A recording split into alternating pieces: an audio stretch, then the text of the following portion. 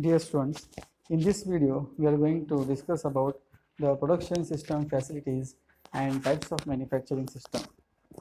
First we will discuss what is production system facility. The production system facilities are nothing but factory production machines, the tools which we make use for production, the material handling equipments which are used, the inspection equipments, and computer systems that control the manufacturing operations.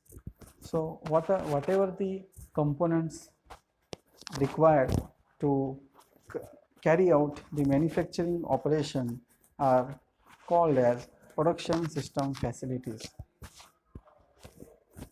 Now we are going to discuss about manufacturing system. So there are three types of manufacturing system. The first one is manual work system. In the manual work system, a worker is performing one or more tasks without using any powered tool. Example, filing work carried out in the workshop. As you can see in the diagram, the process is carried out by making use of a hand tool by the worker. There is no any powered tool is used in the manual work system. The second system is worker machine system. In a worker machine system, a worker is operating a powered equipment such as lathe machine.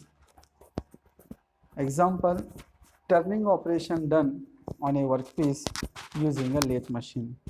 As you can see in the diagram, the process is carried out by the worker by making use of a machine which is powered.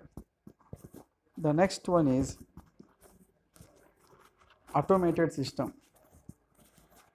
In an automated system, the worker is making use of a automated machine, for example CNC machine.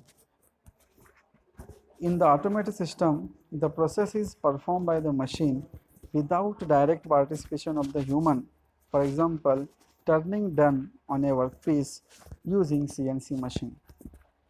As you can see in the diagram, the process is carried out by making use of an automated machine, and there will be only periodic work of the worker on the CNC machine, as the CNC machine will work according to the program which is fed to it.